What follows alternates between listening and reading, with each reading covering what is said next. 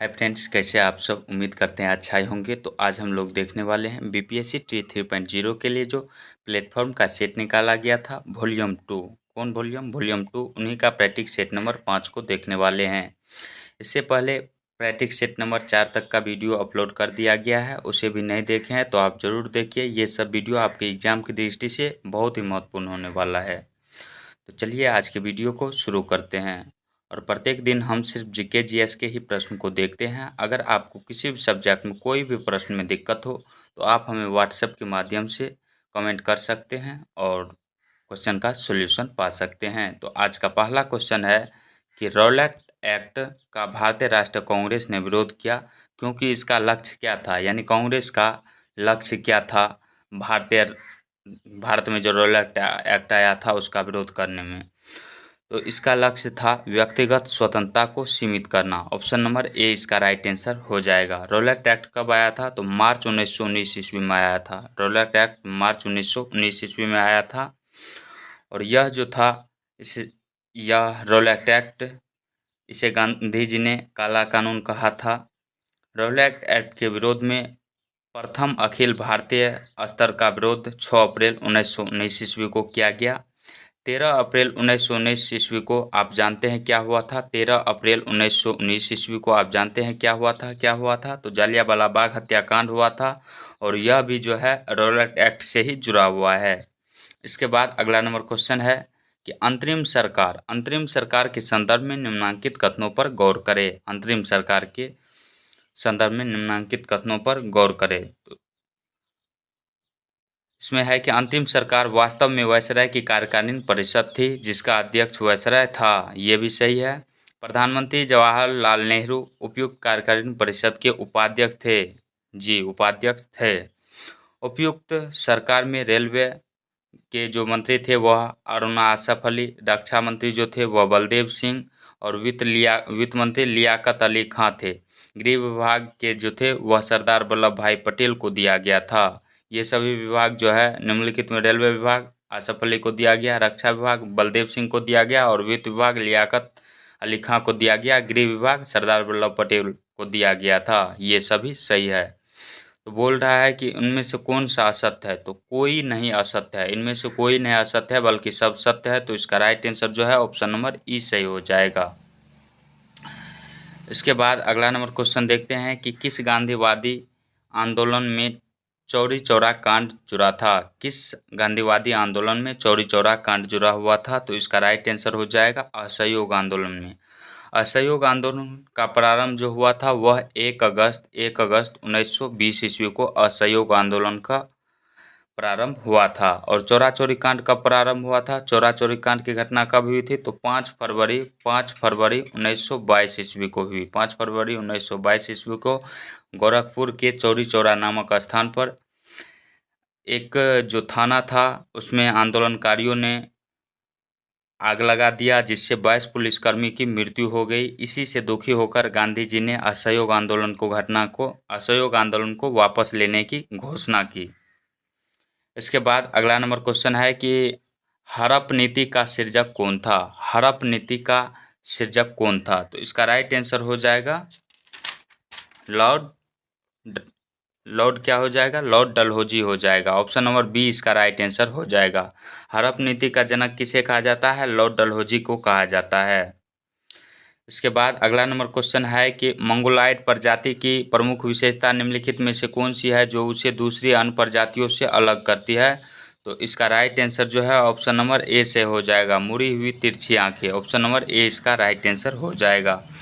Mongoloid प्रजाति जो है इसका मुख्यतः निवास स्थान कहाँ है? तो एशिया महादेश में मंगोलायड प्रजाति का मुख्य निवास स्थान है। मंगोलायड प्रजाति की सबसे प्रमुख विशेषता है कि इसकी अधखुली आंखें होती है। इसकी आंखें जो होती है वह अधखुली होती है। इसके बाद अगला नंबर क्वेश्चन है कि गैर कानून गतिविधियां रोकथाम अधिनियम जो आतंकवाद गतिविधियों में शामिल व्यक्तियों और संघों के कुछ गैर कानून गतिविधियों के लिए अधिक प्रभावी रोकथाम का प्रावधान करता है को भारत में पहली बार किस वर्ष लागू किया गया? तो भारत में पहली बार इसे कब लागू किया गया? 1967 ईस्वी में। ऑप्शन नंबर बी इसका राइट आंसर हो जाएगा। और गैर कानूनी गतिविधि अधिनियम जो है 1967 कानून भारत की संप्रभुता और राष्ट्र की एकता में खतरे डालने वाली गतिविधियों को रोकने के उद्देश्य से बनाया गया यह गैर कानूनी अधिनियम कब बनाया गया था? तो 1967 ईस्वी में। इसके बाद अगला नंबर क्वेश्चन है कि भारतीय संविधान में विधि के समक्ष समता की अवधारणा कहाँ के संविधान से ली गई है? विधि की समक्ष समता जो है यह अनुच्छेद 14 में है, अनुच्छेद 14 में है और इसकी अवधारणा जो है ब्रिटेन से लिया गया है। कहाँ से लिया गया है? ब्रिटेन से लिया गया है, ब्रिटेन से लिया गया है। विधि के समक्ष समता का उल्लेख कितना में है? अनुच्छेद 14 में है। इसके बाद अगला नंबर क्वेश्चन है कि भारतीय संविधान में समवर्ती सूची का विस्तार डैश के संविधान से लिया गया है? भारतीय संविधान में समवर्ती सूची जो है यह ऑस्ट्रेलिया के संविधान से लिया गया है। ऑप्शन नंबर ए इसका राइट आंसर हो जाएगा। और वर्तमान में जो है भारतीय संविधान में समवर्ती सूची में कितना विषय शामिल है? तो इसमें कुल 52 विषय शामिल है। भारतीय संविधान की समवर्ती सूची में कितना विषय शामिल है? 52 विषय शामिल है। इसके बाद अगला नंबर क्वेश्चन है कि एक पिता अपने नौजवान बेटे और उसके किशोरों मित्रों को भारत की समृद्ध सांस्कृतिक विरासत के बारे में बता रहा था। पिता किस अनुच्छेद में मौलिक कर्तव्य का प्रचार कर रहे थे? मौलिक कर्तव्य आया है, न कि मूल अधिकार। मौलिक कर्तव्य जो है यह किस संविधान से लिया गया? तो रूस के संविधान से मौलिक कर्तव्य लिया गया।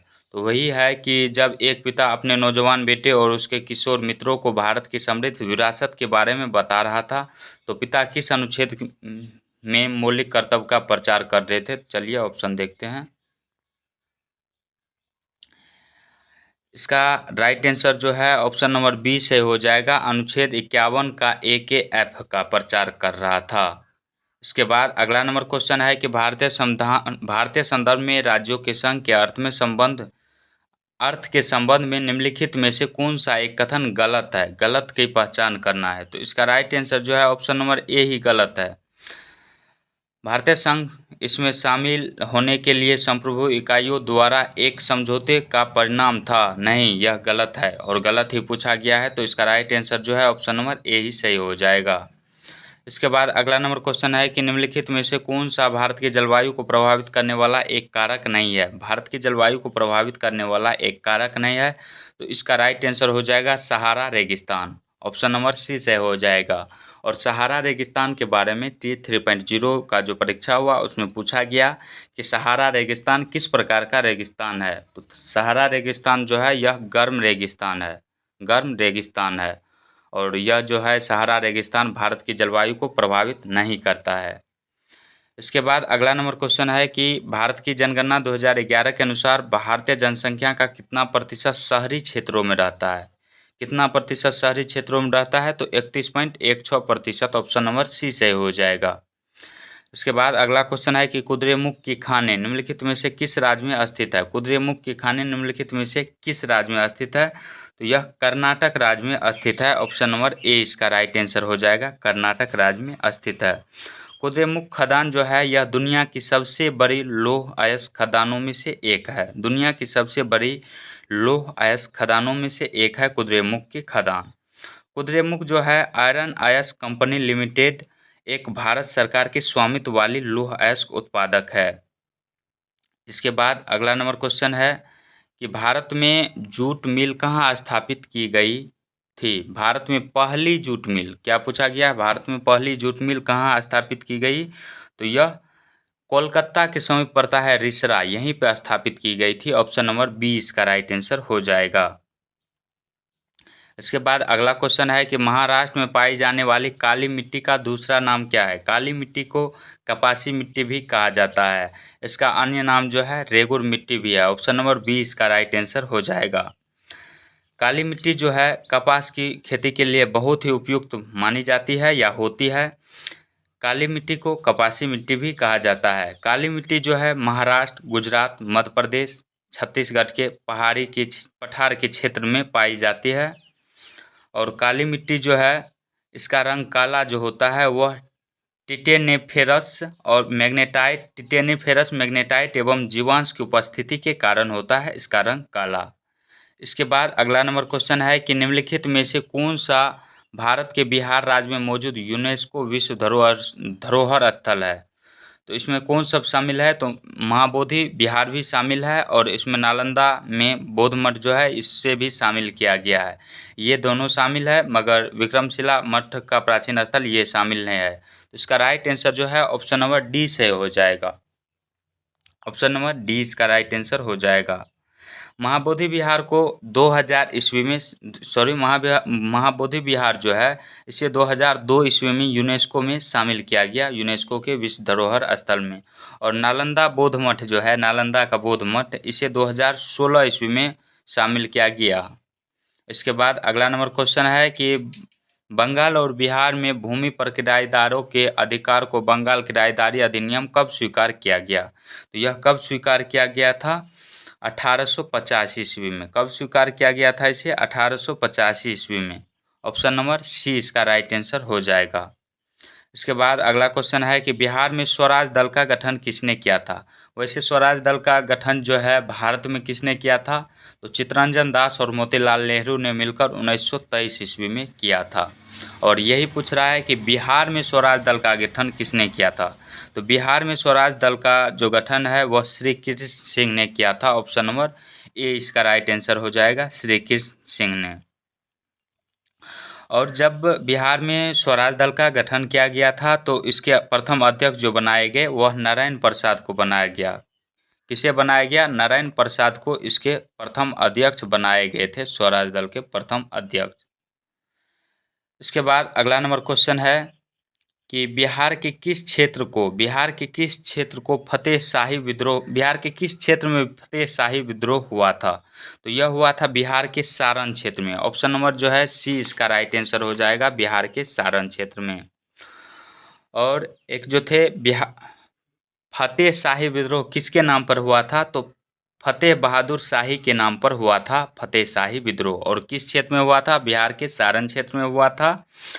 और फतेह बहादुर शाही जो थे इसकी गिरफ्तारी के लिए अंग्रेजों ने 20,000 का इनाम रखा था। फतेह बहादुर शाही की गिरफ्तारी के लिए अंग्रेजों ने 20,000 रुपये का इनाम रखा था। 1800 ईस्वी तक फतेह बहादुर शाही ने अंग्रेजों के विरुद्ध तुमकही रहकर संघर्ष किया था, यानी चोरी छुपके से इसका संघर्ष कर रहा था। इसके बाद अगला नंबर क्वेश्चन है कि बिहार विधान परिषद की पहली बैठक किस वर्ष बुलाई गई थी। बिहार विधान परिषद की पहली बैठक जो बुलाई गई थी वह किस वर्ष बुलाई गई थी, तो 1913 ईस्वी में। ऑप्शन नंबर बी इसका राइट आंसर हो जाएगा, 1913 ईस्वी में इसकी बैठक बुलाई गई थी। और बिहार विधान परिषद का गठन कब किया गया था, तो 1912 ईस्वी में बिहार विधान परिषद का गठन किया गया। 1 अप्रैल जो है 1 अप्रैल 1912 ईस्वी को बिहार जो है विधिवत रूप से राज्य बना था, अलग राज्य बना था। 1 अप्रैल 1912 को किससे अलग हुआ था बिहार, ये आप कमेंट में ज़रूर बताइएगा।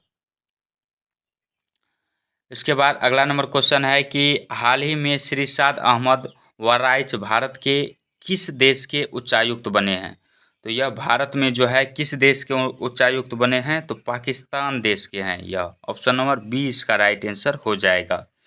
इसके बाद अगला क्वेश्चन है कि किस उपन्यास ने प्रभा वर्मा को 2023 का सरस्वती सम्मान दिलाया। किस उपन्यास ने प्रभा वर्मा को पूछ रहा है, प्रभा वर्मा को 2023 का सरस्वती सम्मान दिलाया, तो रौद्र सात्विकम को। ऑप्शन नंबर ए इसका राइट आंसर हो जाएगा। इसके बाद अगला नंबर क्वेश्चन है कि विश्व वानिकी दिवस 2024 का थीम क्या है। विश्व वानिकी दिवस जो 2024 में मनाया गया उसका थीम है वन नवाचार एक बेहतर दुनिया के लिए नया समाधान। ऑप्शन नंबर बी इसका राइट आंसर हो जाएगा। इसके बाद अगला नंबर क्वेश्चन है कि विश्व खुशहाली रिपोर्ट 2024 में शीर्ष स्थान यानी सबसे ऊंचे स्थान पर कौन सा देश है, तो इसका राइट आंसर हो जाएगा फिनलैंड देश। ऑप्शन नंबर बी इसका राइट आंसर हो जाएगा। और यह जो है लगातार सातवीं बार विश्व खुशहाली रिपोर्ट में शीर्ष पर रहा है। कौन सा देश, तो फिनलैंड देश। दुनिया का सबसे खुशहाल देश कौन सा है, तो फिनलैंड ही है। इसमें भारत का स्थान जो है वह 126वां है। विश्व खुशहाली सूचकांक में जो है भारत का स्थान 126वां है। इसके बाद अगला नंबर क्वेश्चन है कि हाल ही में प्रज्वला चैलेंज किस केंद्रीय मंत्रालय ने लॉन्च किया है? तो इसका राइट आंसर हो जाएगा ग्रामीण विकास मंत्रालय ने। ऑप्शन नंबर ए इसका राइट आंसर हो जाएगा। ग्रामीण विकास मंत्रालय ने ग्रामीण अर्थव्यवस्था को बदलने वाले विचारों, समाधानों और कार्यों को आमंत्रित करने के उद्देश्य से प्रज्वला चैलेंज शुरू किया है। इसके बाद अगला नंबर क्वेश्चन है कि नेफेंथिस क्या है? नेफेंथिस जो है यह प्राथमिक उपभोग उत्पादक भी है, इसके बाद प्राथमिक उपभोक्ता भी है। तो इसका राइट आंसर ए बी दोनों से है, यानी डी इसका राइट आंसर हो जाएगा। इसके बाद अगला नंबर क्वेश्चन है मिलान करने वाला। सुमेलित कीजिए। धूल के प्रकार हैं और ये धूल के प्रकार से कौन सा रोग होता है? अनाज की धूल के कारण कौन सा रोग होता है? अनाज का जो धूल होता है इसके कारण कौन सा रोग होता है? अनाज के धूल के कारण कृषक फुफ्फुस होता है। ऑप्शन नंबर ए का सी से हो जाएगा। और तंबाकू की धूल जो है तंबाकू की धूल इसके कारण टोबेकोसिस रोग होता है। कपास धूल के कारण कौन सा रोग होता है? कपास धूल के कारण बायोसिनोसिस रोग होता है। बायोसिनोसिस रोग होता है। और गन्ने के धूल के कारण बेगासोसिस रोग होता है। तो इस प्रकार आप मिला लीजिए, इसका राइट आंसर क्या सही हो जाएगा। इसके बाद अगला नंबर क्वेश्चन है कि ब्लू बेबी सिंड्रोम निम्नलिखित में से किसके कारण होता है? ब्लू बेबी सिंड्रोम जो होता है रोग वह किसके कारण होता है? तो चलिए इसका ऑप्शन देखते हैं। ब्लू बेबी सिंड्रोम जो होता है यह मिथोमोग्लोबिन के कारण होता है। ऑप्शन नंबर सी इसका राइट आंसर हो जाएगा, मिथोमोग्लोबिन के कारण होता है। ब्लू बेबी सिंड्रोम रोग जो होता है, इस रोग में त्वचा का रंग जो होता है वह नीला हो जाता है। और यह जब रोग होता है तो इसमें रक्त में ऑक्सीजन का प्रवाह जो होता है वह कम होने लगता है। ब्लू बेबी सिंड्रोम जो होता है यह नाइट्रेट के कारण भी होता है। ब्लू बेबी सिंड्रोम नाइट्रेट के कारण भी होता है। इसके बाद अगला नंबर क्वेश्चन है कि निम्न में से किस समूह के जीवों को डूबने से हुई मृत्यु का पता लगाने में महत्व है? निम्नलिखित में से किस समूह के जीवों का डूबने से हुई मृत्यु का पता लगाने में महत्व है? तो यह है डायटम समूह का। ऑप्शन नंबर बी इसका राइट आंसर हो जाएगा। डायटम समूह के जीवों का जो है डूबने से हुए मृत्यु का पता लगाने में किया जाता है। ये जो लाइकेन जो है यह वायु प्रदूषण का पता लगाता है। इसके बाद अगला नंबर क्वेश्चन है कि 10 सेंटीमीटर फोकसांतर वाले उत्तल लेंस से 15 सेंटीमीटर दूर रखे 3 सेंटीमीटर ऊंचे बीम के प्रतिबिंब की स्थिति एवं आकार क्या है? तो इसका राइट आंसर जो है ऑप्शन नंबर ए से हो जाएगा। यह जो है लेंस सूत्र से निकल जाएगा, उसके बाद आवर्धन क्षमता का जो आप सूत्र लगाइएगा तो उससे भी निकल जाएगा, ये दोनों निकल जाएगा। तो आपको लेंस और दर्पण पे फोकस करके ही जाना है एग्ज़ाम में। लेंस और दर्पण चैप्टर क्लियर करके ही जाना है एग्ज़ाम में, क्योंकि इससे बार बार एग्ज़ाम में क्वेश्चन पूछा जाता है। इसके बाद अगला नंबर क्वेश्चन है कि प्रकाश संश्लेषण की क्रिया के दौरान निम्न में से किस गैस का अवशोषण होता है? प्रकाश संश्लेषण की क्रिया के दौरान निम्न में से किस गैस का अवशोषण होता है? तो CO2 यानी कार्बन डाइऑक्साइड गैस का अवशोषण होता है। ऑप्शन नंबर बी से हो जाएगा। अगला नंबर क्वेश्चन है कि जल निकास को क्या कहते हैं जिसका pH मान 2.0 से 4.5 के बीच हो? इसे क्या कहा जाता है? तो अम्लमांस जल निकास कहा जाता है। इसका राइट आंसर जो है ऑप्शन नंबर बी से हो जाएगा। और जब जल का pH मान जो है 5.6 से कम हो जाता है, जल का pH मान 5.6 से कम हो जाता है तो उस जल को अम्लीय वर्षा जल कहा जाता है। उस जल को क्या कहा जाता है? अम्लीय वर्षा जल कहा जाता है। इसके बाद देखिए ये भी है लेंस का क्वेश्चन। लेंस से जो है एग्जाम में रहेगा ही रहेगा, लेंस या दर्पण से। क्वेश्चन है कि दो पतले उत्तल लेंस एवं अवतल लेंस जिसकी फोकस दूरी 12.5 सेंटीमीटर एवं 25 सेंटीमीटर संपर्क में रखा गया है। यह किस में रखा गया है? संपर्क में। इसके बाद उन्हें अलग अलग करके समाक्षीय रूप से 50 सेंटीमीटर की दूरी पर रखा जाता है। संयोग की क्षमता जो होगी वह क्या होगी? संयोग की क्षमता जो होगी वह बढ़ जाएगी। ऑप्शन नंबर बी इसका राइट आंसर हो जाएगा। अगला नंबर क्वेश्चन है कि किसी वस्तु की वह न्यूनतम गतिज ऊर्जा क्या होगा जिसका द्रव्यमान m है, जिससे वह पलायित हो जाता है? तो ये सब जो है न्यूमेरिकल का प्रश्न है, और इस प्रश्न को बनाने में मोबाइल से वीडियो बनाते हैं तो लिखने में जो है पेज भर जाता है इसका, इसलिए हम नहीं बता पाते हैं उतना अच्छा से। इसका राइट आंसर जो है ऑप्शन नंबर सी से हो जाएगा। किसी वस्तु की वह न्यूनतम गतिज ऊर्जा यानी काइनेटिक एनर्जी बराबर क्या होता है, हाफ एम वी स्क्वायर होता है, हाफ एम वी स्क्वायर होता है। और यहाँ से जो है पलायित हो जाएगा, यानी पलायन वेग बराबर क्या होगा, भी का मान जो है यहाँ से क्या होगा, भी बराबर होता है पलायन वेग का मान जो होता है वह √2 g r होता है, 2 g r होता है, 2 g r होता है। जहाँ जी क्या होता है, गुरुत्वीय त्वरण होता है, और आर क्या होता है, यह पृथ्वी की त्रिज्या होती है। यहाँ से जो है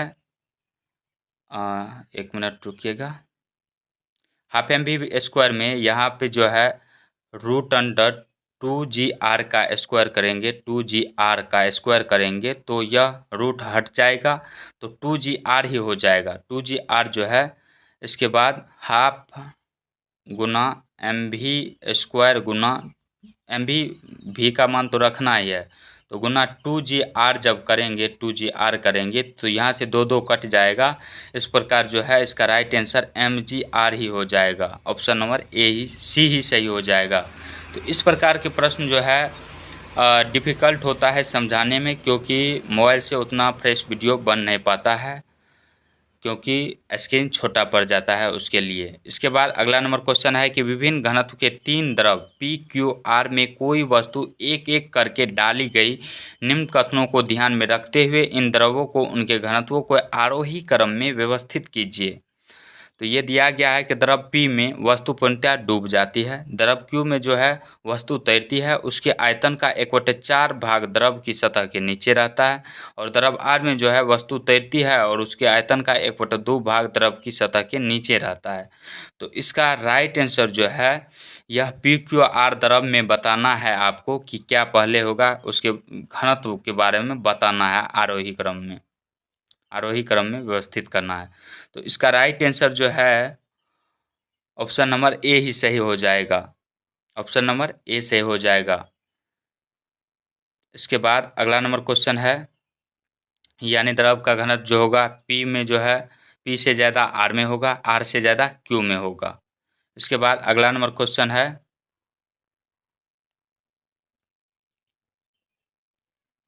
अगला क्वेश्चन है कि किसी द्रव की तुलना में कोई ठोस अपना आकार सरलता से क्यों नहीं बदल सकता है। किसी द्रव की तुलना में कोई ठोस अपना आकार जो है सरलता से क्यों नहीं बदल सकता है। तो इसका राइट आंसर जो है ऑप्शन नंबर सी से हो जाएगा। ठोस में अंतराण्विक अणुक बल प्रबल यानी अधिक होता है, इसके कारण ठोस जो होता है वह अपना आकार सरलता से नहीं बदल सकता है। और ठोस का घनत्व जो होता है वह सबसे अधिक होता है। ठोस का आकार एवं आयतन जो होता है वह दोनों निश्चित होता है, द्रव का आकार एवं आयतन दोनों अनिश्चित होता है, इसलिए सरलता से द्रव जो है आकार परिवर्तन कर सकता है। इसके बाद अगला नंबर क्वेश्चन है कि निम्नलिखित में से कौन सा कथन गलत है। निम्नलिखित में से कौन सा कथन गलत है, गलत के बारे में पूछा गया है। तो इसका राइट आंसर जो है ऑप्शन नंबर सी से हो जाएगा। एक ही तत्व के सभी समस्थानिकों को एक ही समूह में रखा जाता है, नहीं, एक समूह में नहीं रखा जाता है, बल्कि इसे अलग अलग समूह में रखा जाता है। तो यही गलत है और गलत ही पूछा गया था। तो इसका राइट आंसर जो है ऑप्शन नंबर सी ही सही हो जाएगा। इसके बाद अगला नंबर क्वेश्चन है कि इनमें से कौन सा सही है, सही की पहचान करना है। तो इसका राइट आंसर जो है ऑप्शन नंबर बी सही हो जाएगा। पीएच बराबर क्या होता है, -log H+आयन होता है। इसके बाद अगला नंबर क्वेश्चन है कि निम्नलिखित में से कौन से सूत्र विभाजन की सबसे लंबी अवस्था है। निम्नलिखित में से सूत्र विभाजन की सबसे लंबी अवस्था कौन सी है। तो इसका राइट आंसर क्या हो जाएगा, ऑप्शन नंबर ए से हो जाएगा। प्रोफेज अवस्था जो होती है वह सूत्र विभाजन की सबसे लंबी अवस्था होती है, वहीं एनाफेज अवस्था जो होती है समसूत्री विभाजन की सबसे छोटी अवस्था होती है, एनाफेज अवस्था। इसके बाद अगला नंबर क्वेश्चन है कि निम्न में से कौन सा जैलम का प्रकार नहीं है। मुख्य रूप से जैलम के जो प्रकार होते हैं 4 प्रकार होते हैं, और फ्लोएम के भी 4 प्रकार ही होते हैं। जैलम के 4 प्रकार में आता है वाहिनिकाय, जिसे ट्राइकेट्स कहते हैं। जैलम को ट्राइकेट्स कहते हैं। जैलम इसके 4 प्रकार होते हैं। इसके जो नाम होते हैं वाहिनिकाय होते हैं, वाहिकाय होते हैं, वाहिनिकाय, वाहिकाय, जाइलम तंतु और जाइलम मृदुतक होता है। इसका इंग्लिश नाम होता है ट्रैकिड्स, वेसल्स, जाइलम फाइबर्स और जाइलम पेरेन्काइमा। यही इंग्लिश एवं हिंदी में नाम दिया गया है। तो इसमें से कौन सा इसका प्रकार नहीं है, तो इसका राइट आंसर जो है ऑप्शन नंबर ए से हो जाएगा। शिव ट्यूब जो है यह जाइलम का प्रकार नहीं है। शिव ट्यूब यह किसका प्रकार है, तो फ्लोएम का प्रकार है। शिव ट्यूब का हिंदी क्या होता है, चालनी नलिकाय होता है। शिव ट्यूब किसे कहते हैं, तो चालनी नलिकाय को कहा जाता है। इसके बाद अगला नंबर क्वेश्चन है कि निम्न में से किस बादशाह के अंतर्गत मुगल सेना में सर्वाधिक हिंदू सेनापति थे। सर्वाधिक हिंदू सेनापति तो जो थे यह औरंगजेब बादशाह के समय थे। ऑप्शन नंबर 20 का राइट आंसर हो जाएगा। एक क्वेश्चन है बार बार पूछा जाता है कि मनसबदारी प्रथा किसने लाया था। मनसबदारी प्रथा जो है किसने प्रारंभ किया था, तो अकबर ने प्रारंभ किया था। मनसबदारी प्रथा किसने प्रारंभ किया था, तो अकबर ने प्रारंभ किया था। कब प्रारंभ किया था, तो 1574 ईस्वी में प्रारंभ किया था। इसके बाद अगला नंबर क्वेश्चन है कि दलित वर्गों का संघ स्थापित किया गया था। दलित वर्गों का संघ जो है यह किसके द्वारा स्थापित किया गया था, तो डॉक्टर भीमराव अंबेडकर के द्वारा। ऑप्शन नंबर ए इसका राइट आंसर हो जाएगा। अगला क्वेश्चन है कि भारतीय राष्ट्रीय आंदोलन पर इंडियन स्ट्रगल नामक पुस्तक लिखी गई थी। भारतीय राष्ट्रीय आंदोलन पर इंडियन स्ट्रगल नामक पुस्तक जो है यह किसने लिखा, तो सुभाष चंद्र बोस ने लिखा। ऑप्शन नंबर ए इसका राइट आंसर हो जाएगा, सुभाष चंद्र बोस ने। और कुछ इम्पोर्टेंट आपको भारतीय राष्ट्रीय आंदोलन में जो बुक लिखा गया था उसका हम बता रहे हैं, आप नोट कीजिएगा इसे। कांग्रेस का इतिहास पुस्तक किसने लिखा, कांग्रेस का इतिहास पुस्तक पटाभी सितार मैया ने लिखा। इसके बाद जो है भारत की खोज यानी डिस्कवरी ऑफ इंडिया पुस्तक किसने लिखा, जवाहरलाल नेहरू ने लिखा। सत्यार्थ प्रकाश की रचना किसने किया था, तो दयानंद सरस्वती ने किया था। भारतीय विद्रोह का कारण, भारतीय विद्रोह का कारण किताब जो है यह किसने लिखा, तो सैयद अहमद खान ने लिखा। इंडियन अनरेस्ट, इंडियन अनरेस्ट पुस्तक किसने लिखा, वैलेंटाइन सिरोल ने लिखा। इंडिया डिवाइडेड, इंडिया डिवाइडेड ये भी बार बार पूछा जाता है एग्जाम में और बीपीएससी का पूछा गया क्वेश्चन है घटनाचक्र में, आप देख सकते हैं इसे। इंडिया डिवाइडेड पुस्तक किसने लिखा, तो राजेंद्र प्रसाद ने लिखा, डॉक्टर राजेंद्र प्रसाद ने लिखा। हिंद स्वराज पत्रिका जो है यह किसने लिखा या जारी किया था, तो महात्मा गांधी ने। जाति भेद का उच्छेद पुस्तक किसने लिखा, तो डॉक्टर भीमराव अंबेडकर ने लिखा। इंडिया फॉर इंडियंस पुस्तक किसने लिखा, तो चित्तरंजन दास ने लिखा। भारत भारती के जो लेखक हैं वह कौन है, मैथिली शरण गुप्त हैं। यह हिंदी में बार बार पूछा जाता है। जैसे गोदान किसकी रचना है, तो प्रेमचंद की रचना है। एक और है रविन्द्रनाथ टैगोर की, काफ़ी इम्पोर्टेंट है, होम एंड द वर्ल्ड किसने लिखा, होम एंड द वर्ल्ड पुस्तक किसने लिखा, रविन्द्रनाथ टैगोर ने लिखा। और राष्ट्रीय गीत की रचना किसने किया था, तो वो बंकिम चंद्र चटर्जी ने किया था। राष्ट्रीय गीत जो है वह कहाँ से लिया गया है, तो आप इसे कमेंट में बताइएगा। इसके बाद राष्ट्रगान जो है, राष्ट्रगान को किसने लिखा, तो रविन्द्रनाथ टैगोर ने ही लिखा था। इसके बाद अगला नंबर क्वेश्चन है कि युवा बंगाल आंदोलन, ये बीपीएससी टी 3.0 में पूछा गया क्वेश्चन है, आप इसे ज़रूर देखिए। युवा बंगाल आंदोलन किसने शुरू किया था, तो हेनरी विवियन डेरोजियो ने किया था। ऑप्शन नंबर सी इसका राइट आंसर हो जाएगा। अगला क्वेश्चन है कि कम्युनिस्ट इंटरनेशनल के नेतृत्व हेतु चयनित किए जाने वाले प्रथम भारतीय कौन थे। कम्युनिस्ट इंटरनेशनल के नेतृत्व हेतु चयनित किए जाने वाले प्रथम भारतीय जो थे यह कौन थे, तो यह कौन थे, मानवेंद्र नाथ राय थे। ऑप्शन में चलिए देखते हैं, यह थे मानवेंद्र नाथ राय। ऑप्शन नंबर 20 का राइट आंसर हो जाएगा। मानवेंद्र नाथ राय को ही एम.एन. राय कहा जाता है, इसे ही एम.एन. राय कहा जाता है। यह आप पॉलिटी में बहुत ही नाम सुने होंगे लेकिन मानवेंद्र नाथ राय नहीं सुने होंगे। एम.एन. राय ने ही भारत में कम्युनिस्ट पार्टी का जनक था। एम.एन. राय को भारत में कम्युनिस्ट पार्टी का जनक कहा जाता है। अखिल भारतीय कम्युनिस्ट पार्टी की प्रथम बैठक जो हुई थी वह 1925 ईस्वी में हुई थी। इसके बाद अगला नंबर क्वेश्चन है कि इंडियन सोशल कॉन्फ्रेंस ने प्रतिज्ञा आंदोलन शुरू किया था, इसका उद्देश्य क्या था। इंडियन सोशल कॉन्फ्रेंस ने प्रतिज्ञा आंदोलन शुरू किया था, इसका उद्देश्य क्या था? तो इसका उद्देश्य क्या था? बाल विवाह को निरुत्साहित यानी निषेधित करना। ऑप्शन नंबर सी से हो जाएगा। इसके बाद अगला नंबर क्वेश्चन है कि स्वदेशी आंदोलन की शुरुआत भारत में डैश के दौरान हुई। स्वदेशी आंदोलन जो हुआ भारत में बंगभंग आंदोलन के दौरान हुआ था। ऑप्शन नंबर सी इसका राइट आंसर हो जाएगा। और बंगाल विभाजन जो हुआ था यह किसके समय में हुआ था? बंगाल विभाजन लॉर्ड कर्जन के समय में हुआ था। यह जो है बंगाल विभाजन की घोषणा 19 जुलाई 1905 ईस्वी को की गई थी और 16 अक्टूबर 1905 ईस्वी को बंगाल विभाजन प्रभावी हो गया, यानी अंतिम रूप से बंगाल का विभाजन हो गया। 16 अक्टूबर 1905 को बंगाल विभाजन के विरोध में राष्ट्रीय शोक दिवस के रूप में मनाया गया। इसी दिन रक्षाबंधन दिवस भी मनाया गया था पहली बार। बंगाल विभाजन लॉर्ड कर्जन के काल में हुआ। इसके बाद अगला नंबर क्वेश्चन देखते हैं। और बंगाल विभाजन जो है काफ़ी इम्पोर्टेंट है एक और, कि बंगाल विभाजन जो है इसे आंध्र प्रदेश के डेल्टाई इलाकों में किस नाम से जाना जाता है? तो बंगाल विभाजन जो हुआ था आंध्र प्रदेश के डेल्टाई इलाकों में इसे स्वदेशी आंदोलन या वंदे मातरम आंदोलन के नाम से जाना जाता था। इसके बाद अगला नंबर क्वेश्चन है कि निम्नलिखित में से किसने महात्मा गांधी और शिव प्रसाद गुप्ता के साथ मिलकर 1921 में वाराणसी में काशी विद्यापीठ की स्थापना की? तो यह भगवान दास ने महात्मा गांधी और शिव प्रसाद गुप्त के साथ मिलकर 1921 में काशी विद्यापीठ की स्थापना किए थे। इसका राइट आंसर जो है ऑप्शन नंबर बी सही हो जाएगा। इसके बाद अगला नंबर क्वेश्चन है कि पाकिस्तान की मांग वर्ष डैश में मुस्लिम लीग के लाहौर अधिवेशन में हुई।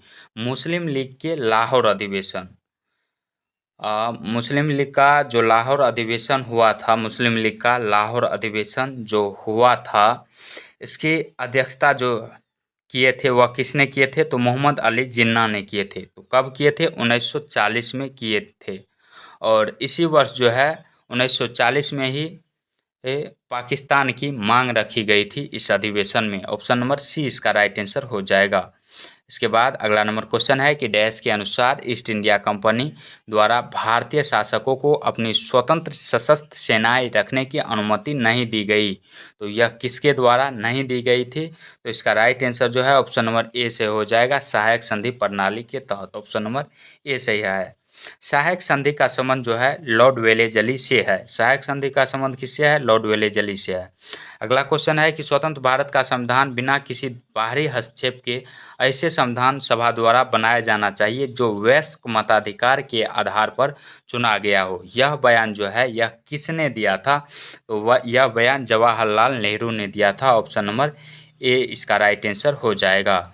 अगला नंबर क्वेश्चन है कि कामकाजी महिलाओं के लिए काम करने की परिस्थितियाँ उपलब्ध कराने के साथ साथ उनके यौन उत्पीड़न की रोकथाम और इसके लिए संगठन व्यवस्था भी शामिल करना चाहिए।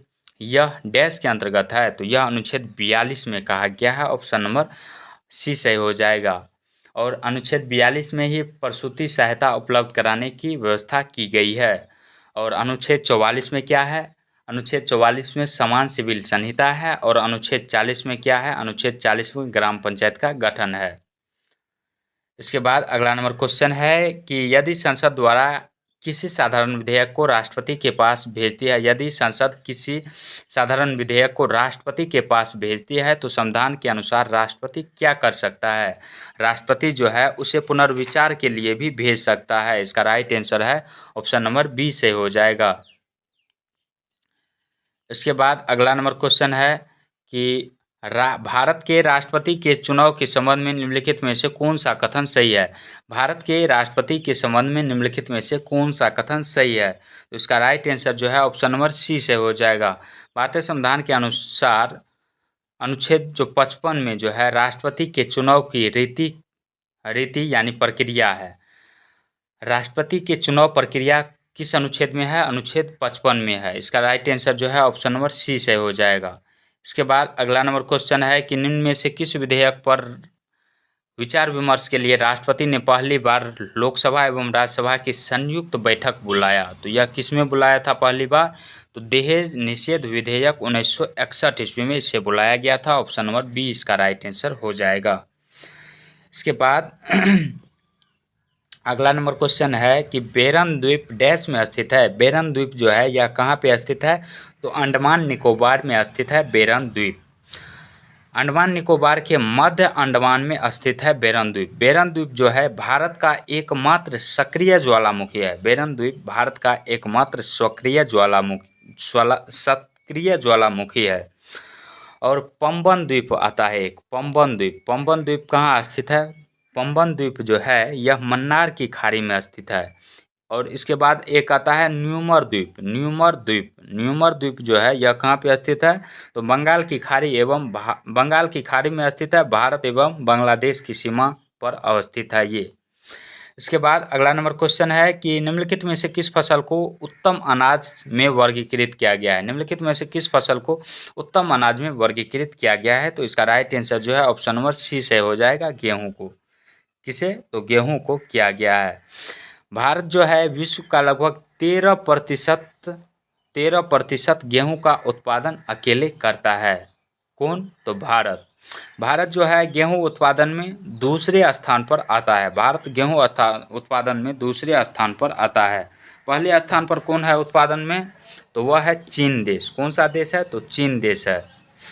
गेहूं उत्पादक राज्यों में सबसे ज़्यादा जो उत्पादन करता है उत्तर प्रदेश करता है, पंजाब करता है, मध्य प्रदेश करता है, हरियाणा करता है, राजस्थान करता है, बिहार करता है, गुजरात करता है और महाराष्ट्र करता है। और बाजरा जो है यह बाजरा, इसे मोटे अनाज की संज्ञा दी गई है। बाजरा जो है यह एक खरीफ फसल है। इसके बाद अगला नंबर क्वेश्चन है कि निम्नलिखित में से हिमालय के गिरिपद पर पाए जाने वाला वन कौन सा है? गिरिपद पर पाए जाने वाला वन जो है यह कौन सा है? तो यह है पर्णपाती वन। ऑप्शन नंबर ए इसका राइट आंसर हो जाएगा। अगला नंबर क्वेश्चन है कि निम्नलिखित में से कौन सा प्राचीन अधिमहाद्वीप गोंडवाना का हिस्सा नहीं था? गोंडवाना का हिस्सा नहीं था ये पूछा गया है। तो इसका राइट आंसर हो जाएगा फ्रांस। यह गोंडवाना लैंड का हिस्सा नहीं था। ऑप्शन नंबर सी सही हो जाएगा। फ्रांस में जो है प्राचीन अधिमहाद्वीप गोंडवाना का हिस्सा नहीं था। गोंडवाना लैंड जो है इसके अंतर्गत भारत तथा इसके समवर्ती देश आते हैं, जैसे ऑस्ट्रेलिया। इसके बाद दक्षिण अमेरिका आते हैं, अंटार्कटिका आते हैं, दक्षिण अफ्रीका भी आते हैं और मेडागास्कर भी इसी के अंतर्गत आते हैं। किसके अंतर्गत? तो गोंडवाना लैंड के अंतर्गत। अगला नंबर क्वेश्चन है कि भूटान की सीमा इनमें से किस भारतीय राज्य से जुड़ी नहीं है? भूटान की सीमा इनमें से किस भारतीय राज्य से जुड़ी नहीं है? तो इसका राइट आंसर हो जाएगा ओडिशा।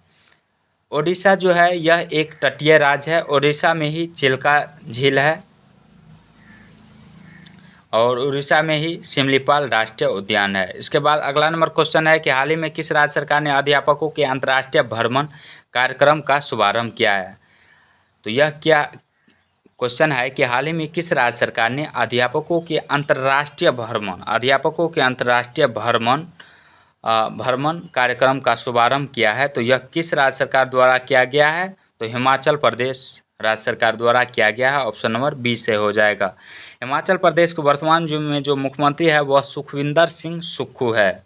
इसके बाद अगला नंबर क्वेश्चन है कि पीएम उषा योजना किससे संबंधित है? पीएम उषा योजना जो है यह किससे संबंधित है? यह शिक्षा से संबंधित है। ऑप्शन नंबर ए इसका राइट आंसर हो जाएगा। किससे संबंधित है? तो शिक्षा से संबंधित है। किससे संबंधित है? शिक्षा से संबंधित है। इसके बाद अगला नंबर क्वेश्चन है कि हाल ही में किसे दादा साहेब फाल्के इंटरनेशनल अवार्ड में बेस्ट एक्टर का अवार्ड मिला है? बेस्ट एक्टर का अवार्ड जो मिला है वह जो मिला है शाहरुख खान को मिला है। शाहरुख खान को मिला है। किसे? शाहरुख खान को मिला है। चलिए ऑप्शन देखते हैं। ऑप्शन नंबर ए इसका राइट आंसर हो जाएगा। इसके बाद अगला नंबर क्वेश्चन है कि हाल ही में जारी हेनले पासपोर्ट इंडेक्स 2024 में शीर्ष पर कौन सा देश है? हेनले पासपोर्ट इंडेक्स जो है इसमें शीर्ष स्थान पर जो है वह कौन सा देश है? तो वह फ्रांस है। ऑप्शन नंबर बी इसका राइट आंसर हो जाएगा, फ्रांस देश। हेनले पासपोर्ट इंडेक्स जो है 2024 वैश्विक गतिशीलता में जो है भारत की रैंक जो है वह कैवां है?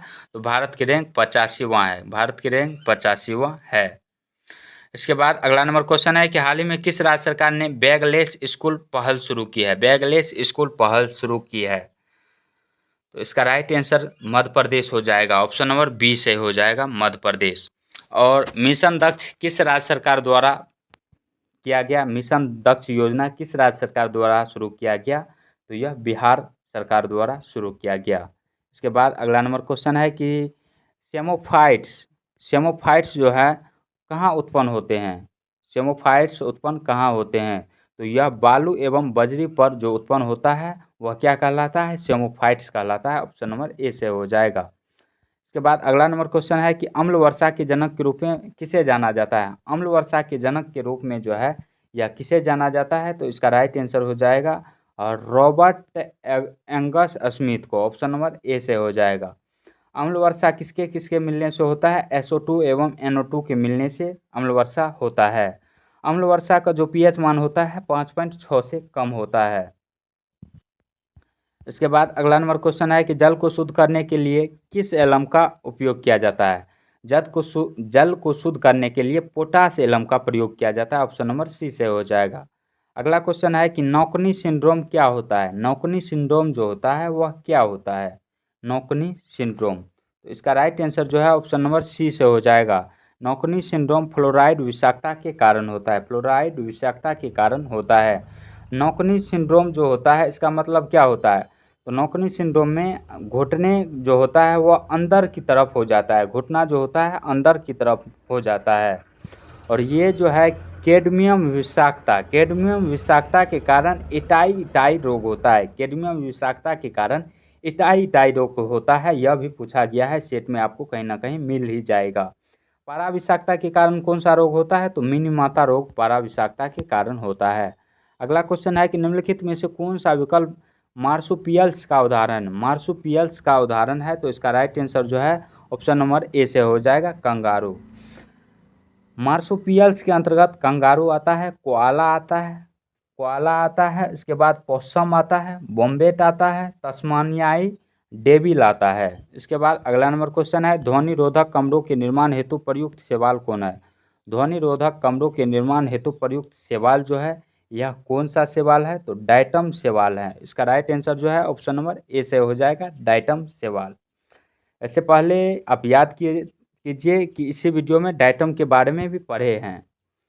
और इसके बाद जो है शैवाल का अध्ययन क्या कहलाता है? शैवाल का अध्ययन फाइकोलॉजी कहलाता है और कवक का अध्ययन जो है माइकोलॉजी कहलाता है। शैवाल जो होता है भोज्य पदार्थों का संग्रह मंड के रूप में करता है।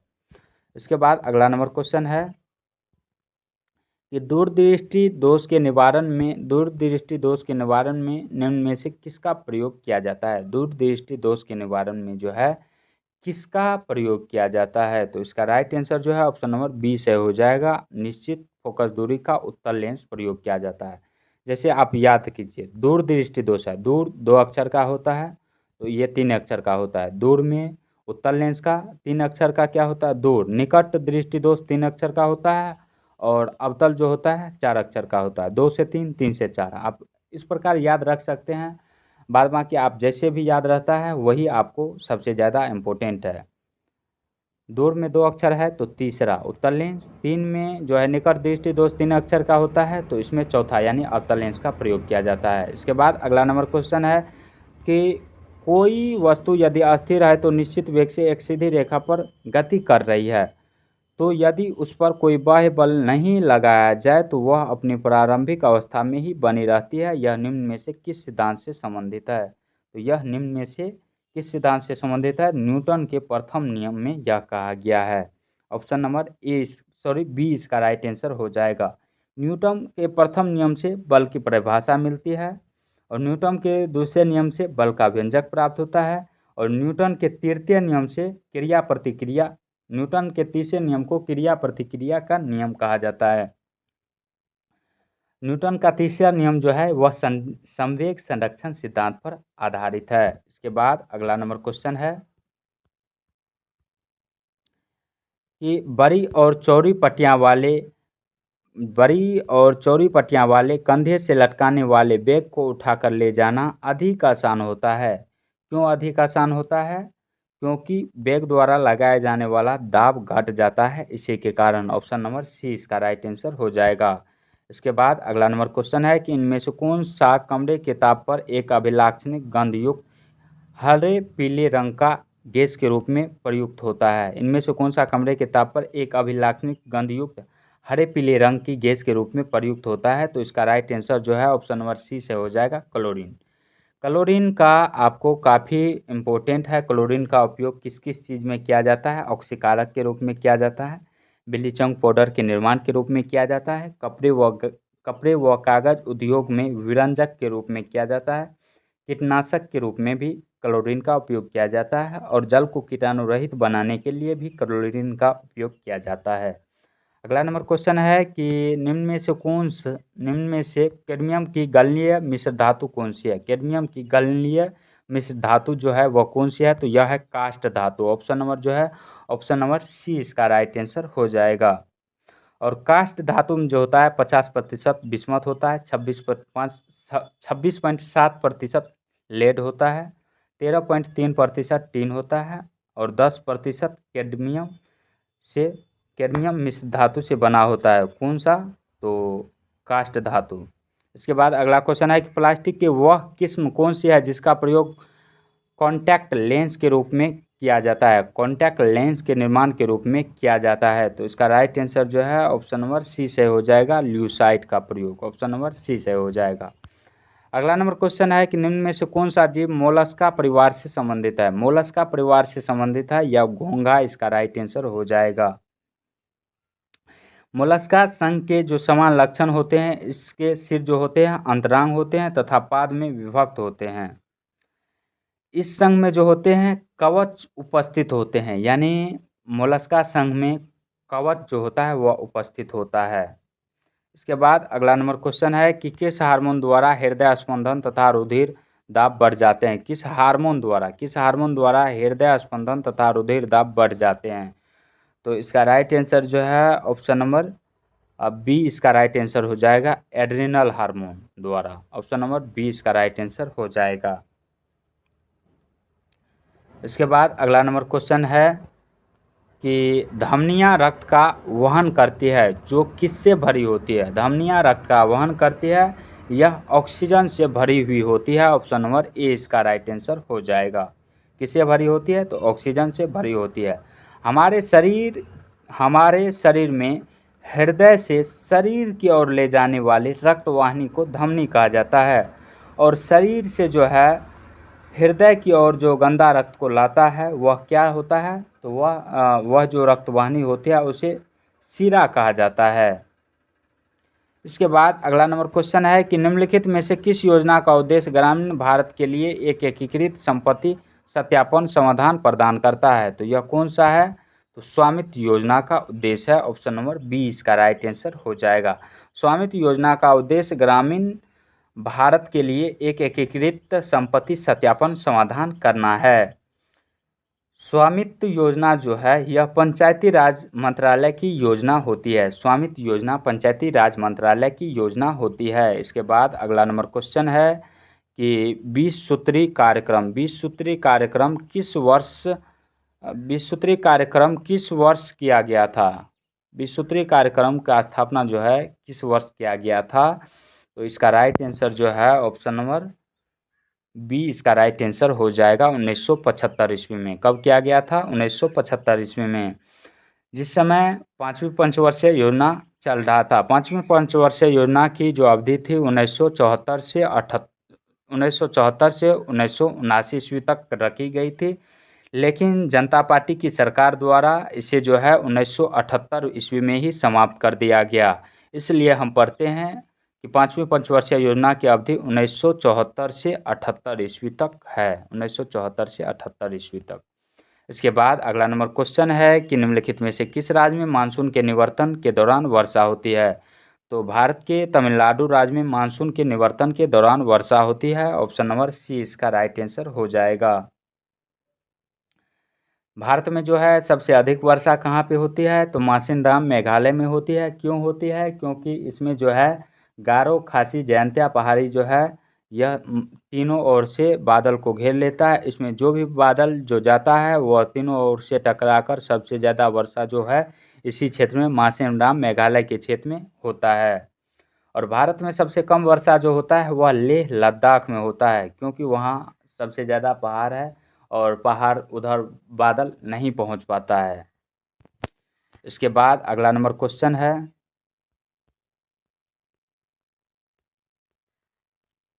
अगला नंबर क्वेश्चन है कि अगला क्वेश्चन है कि निम्नलिखित में से कौन सा सरकार द्वारा लिया गया कुल का सबसे सही अनुमान है। कुल का जो सबसे सही अनुमान है वह है राजकोषीय घाटा। ऑप्शन नंबर सी इसका राइट आंसर हो जाएगा। राजकोषीय घाटा जो है यह प्राथमिक घाटा में ब्याज भुगतान जो जोड़ते हैं तब हमें क्या प्राप्त होता है, राजकोषीय घाटा होता है। प्राथमिक घाटा और ब्याज भुगतान का योग को राजकोषीय घाटा कहा जाता है। राजकोषीय घाटा यदि सरकार कुल प्राप्ति तथा कुल व्यय का संतुलन नकारात्मक हो तो यह राजकोषीय घाटा को दर्शाता है। राजकोषीय घाटा को मात्रात्मक रूप अथवा सकल घरेलू उत्पाद के प्रतिशत के रूप में भी दर्शाया जाता है। इसके बाद अगला क्वेश्चन है और आज का लास्ट क्वेश्चन है जीके जीएस का कि सरकारी बजट आगामी वित्तीय वर्ष के लिए सरकारी प्राप्तियों और गैर सरकारी व्यय का अनुमानों का विवरण है। भारत में वित्तीय वर्ष की अवधि डैश से डैश तक होती है। भारत में वित्तीय वर्ष की जो अवधि होती है वह 1 अप्रैल से 31 मार्च तक होती है। कब से कब तक होती है? 1 अप्रैल से 31 मार्च तक होती है। इसका राइट आंसर जो है ऑप्शन नंबर ए से हो जाएगा, 1 अप्रैल से 31 मार्च। और संविधान में जो है वार्षिक वित्तीय विवरण जो है का चर्चा किया गया है। संविधान में बजट का चर्चा नहीं किया गया है। संविधान में वार्षिक वित्तीय विवरण का चर्चा किया गया है। तो आज का वीडियो आपको कैसा लगा कमेंट सेक्शन में ज़रूर बताएं। मिलते हैं नेक्स्ट वीडियो में, तब तक के लिए जय हिंद जय भारत।